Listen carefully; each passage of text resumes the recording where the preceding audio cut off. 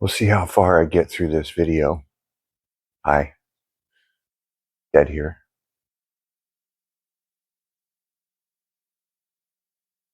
When I first started this channel, I didn't, and I've said this before, I didn't know um, what I wanted to do. There was just a need to express. And what's starting to really show up here is a sense of, how do I even say? So many of us, especially men, experience such trauma, such rejection.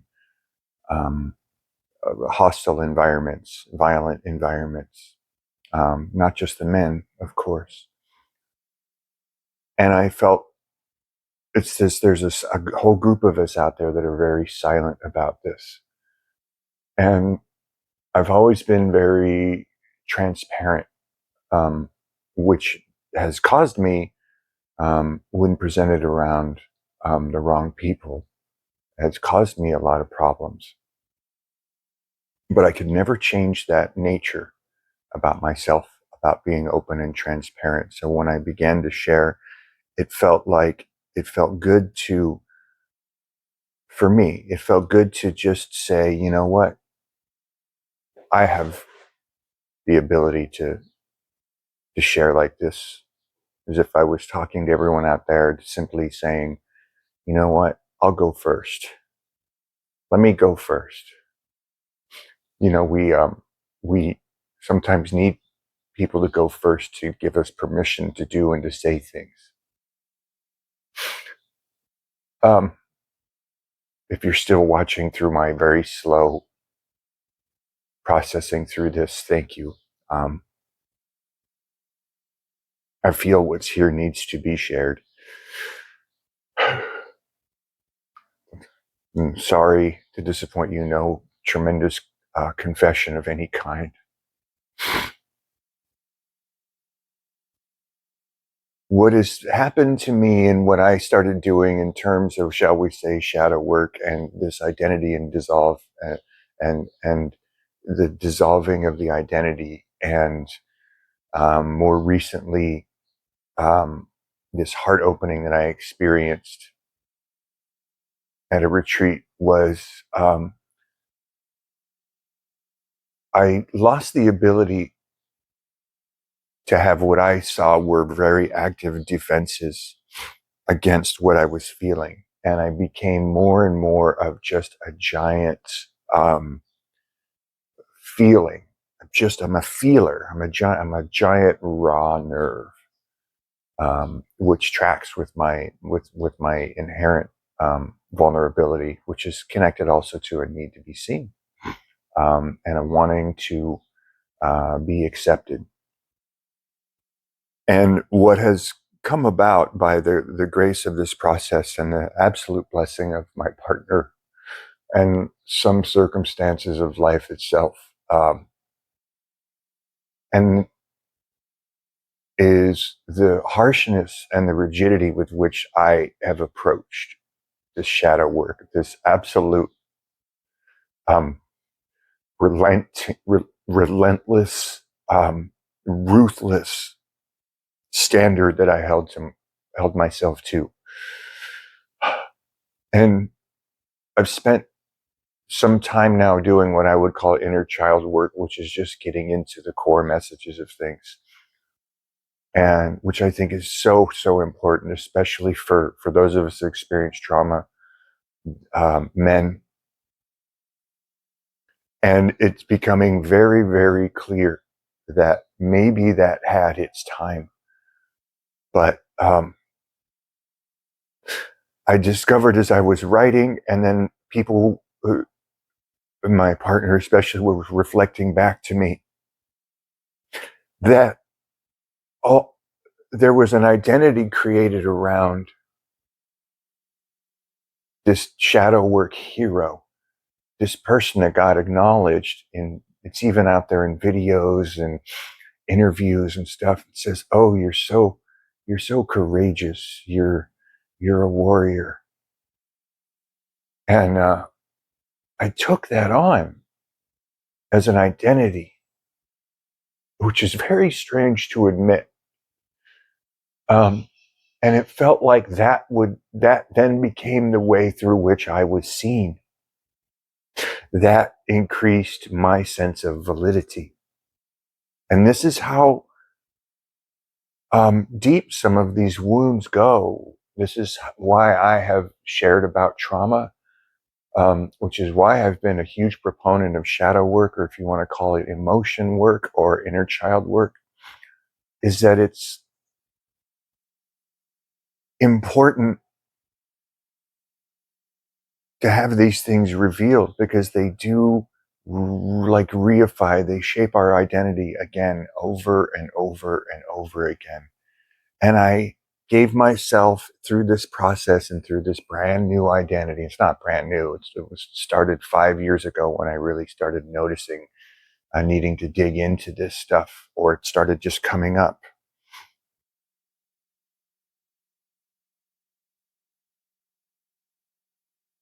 that I was giving myself almost no grace. I was giving myself almost no room to just stop. That I was giving myself no room for taking care of myself, the body, what the body needs. That I was holding myself to such a ridiculously high standard. And I've talked to any number of men in this process and outside of, and that's what we do. We become so ruthlessly hard on ourselves. And I don't think it serves us at all. I don't think projecting a spiritual persona helps. I don't think beating yourself up. I have a friend who would beat himself up. I didn't sit today. I haven't done this. This hasn't happened yet. And I'm seeing the messages inside, and then starting to see them in myself too, of, I don't think that's true. That's what you needed to do today. And why are you continuing to punish yourself?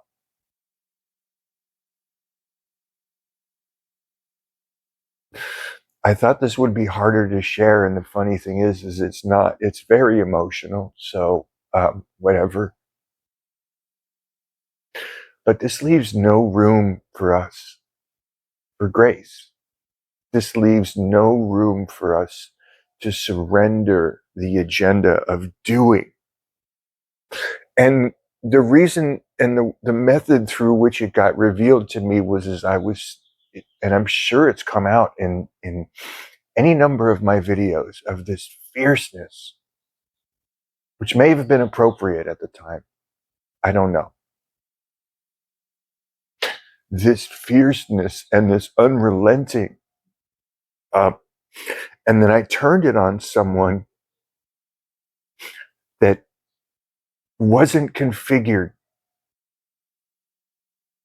to be beat up by the stick, by the Zen stick of being in a pressure cooker, of just keep going and then face everything. And it really backfired on me. And it was a real moment of clarity to see that in that particular person, in my partner's case, there was a gentleness that was needed, and that I was going to have a hard time giving that to them, and because I had never given it to myself. And it really floored me to sit there and realize that I had, after shifts, after years of working on this stuff, was still taking this hammer of like, I have to do this, and just beating myself up, and then creating some kind of absolutely insane identity around it. I got up this morning and started writing, which is something I do. And I felt a real tightness in my chest when I woke up. And as I wrote and I progressed, it I felt like I needed to talk to little Teddy, and what would I say to him? And the messages that came out, by the time I had written the second sentence, I was in tears.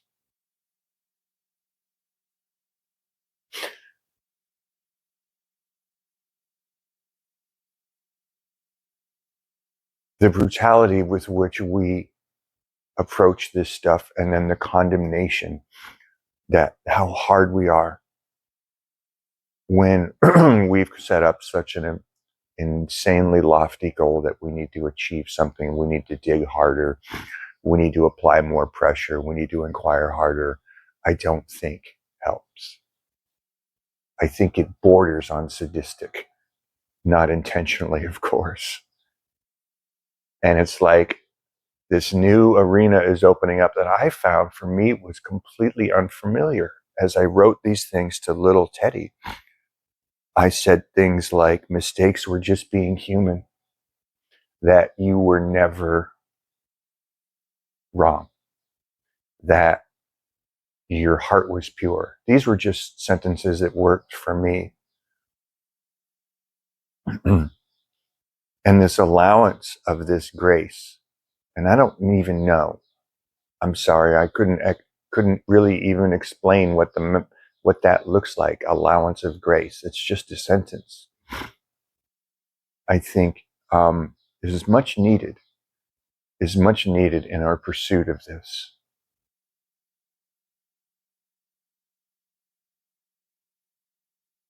There were three primary points that showed up for me that created a loop, and it was fear, doubt, and shame. And they kept self perpetuating, and they happened so fast. There was fear about whatever issue, or about a self image, or something that you didn't want to experience, and then immediately, or a situation in life. Then there's doubt. And then something comes into the mind based on that rigid way of that we formed of approaching and attacking this awakening thing. That thing comes in and says, you failed, and then shame. And then it appropriates it at every step.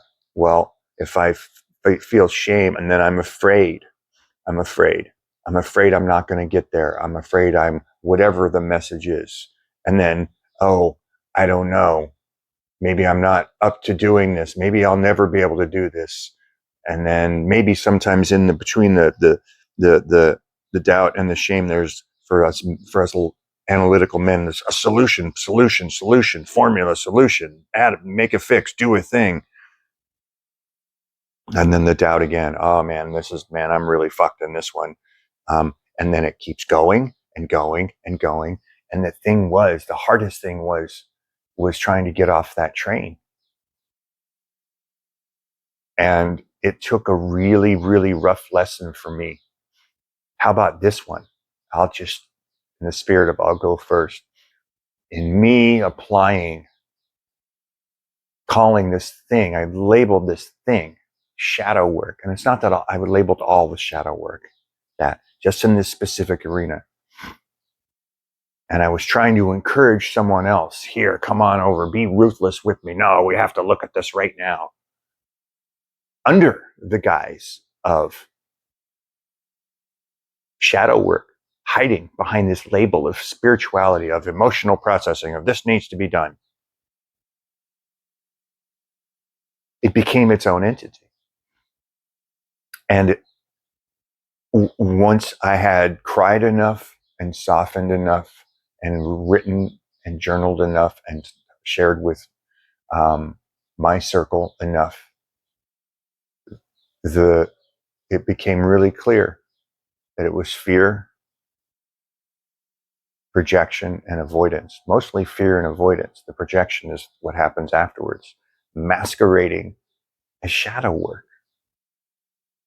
And I had to really look at that and go, I created this imaginary entity or movement, masquerades as shadow work. And how often do we do that? Like, wow, I've been running around poking everybody with a stick, challenging them. Are you sure about this idea? Are you sure about that idea? And really, I was challenging me. I was poking me with the stick. It's being so fierce and so unrelenting and so unforgiving.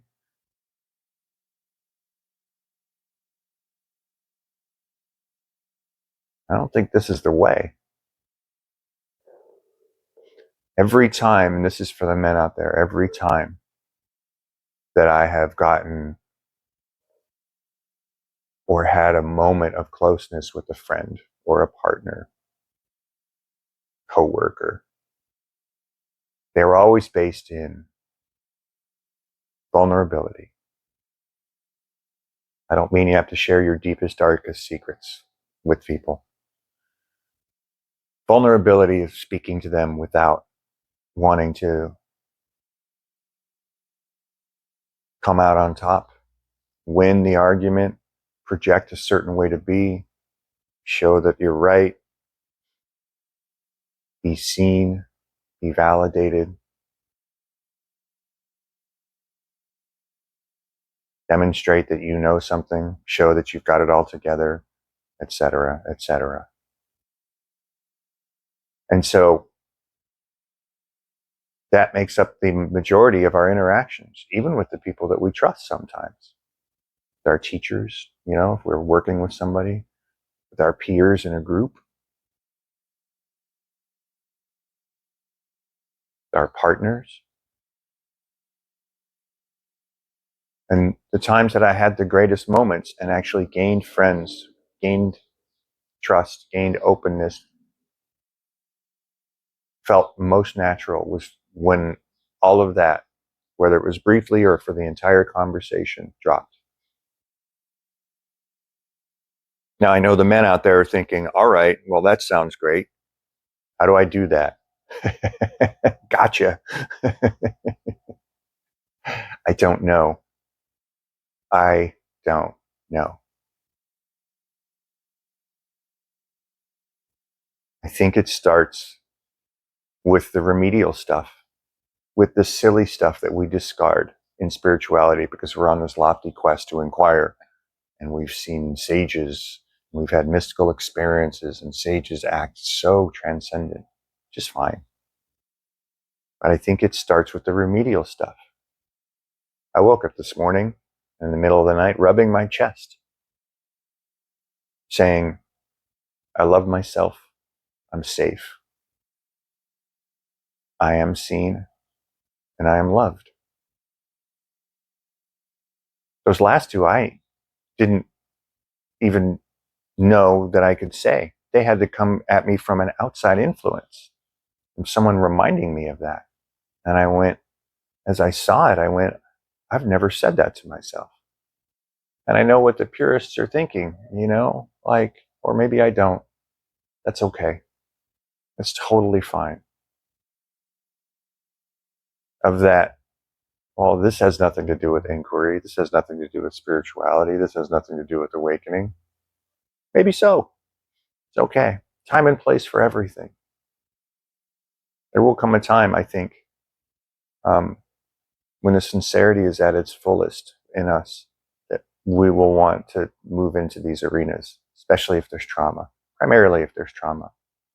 Maybe some people get to bypass this step or just it's not necessary. Don't know. For me, this is all I can speak for the trauma folks. We have to do this, I think, in a very kind and loving way. And the remedial stuff is talk to your inner child or journal or silly stuff, affirmations. If you have to get that dumbass poster from the 80s, if anyone remembers this, that's got a kitten hanging on a branch and says, hang in there. If anyone remembers that, and put it up on your wall, do it. anything and everything is allowed. I denied myself such things and created this fierce persona. And it's cost me a lot. I suddenly became unwilling to have it cost me anymore.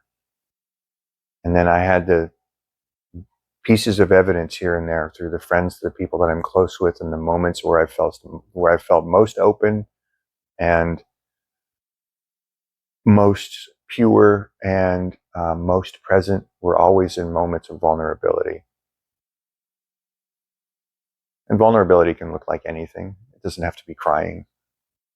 It can just be moving all the other stuff out, allowing that person to be there. Instead of saying, oh, I didn't sit today, and you kick yourself, you go, I'm afraid.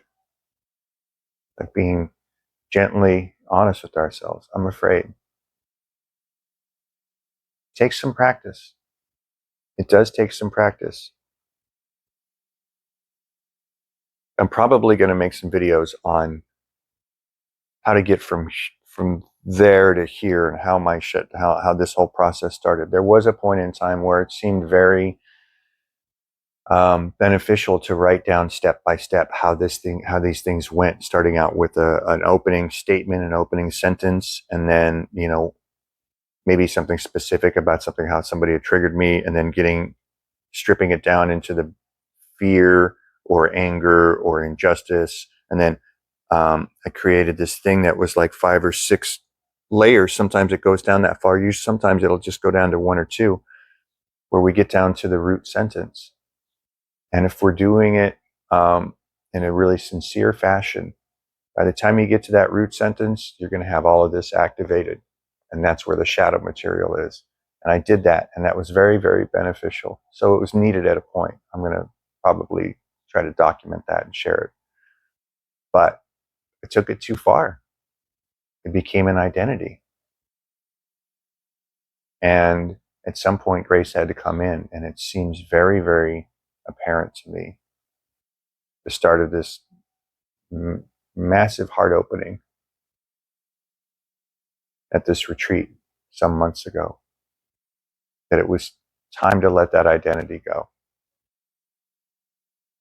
That was just another thing where I was hiding out. It was another thing that almost, was starting to turn into being something that was weaponized to defend the rest of the fear that was still here. And for us trauma folks, that fear goes all the way down, doesn't it? And it can be a daunting process. I don't know that we have to embark on it and say, I'm going to do my shadow work. I think we just become curious about what life brings us in every moment. I think we become curious about what's happening through the day, what gets us upset, what makes us tight in the chest or in the stomach, situations where we feel like we wanted to speak up and we didn't. I think those are our moments, our entry points. Man, especially fellas, if you guys can do this gently and save yourself a world of pain. Still gonna have to feel some feelings.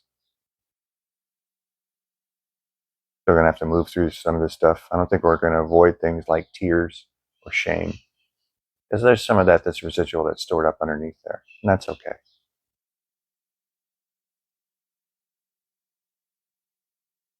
So that's what I wanted to share for today. Just, I'll go first. This is what's here right now, and made it to the end. Thank you guys. I'm really grateful for the comments that are here, for the support, for the people that share on the page. You guys are amazing. And until the next time, be super, super blessed. Love you guys.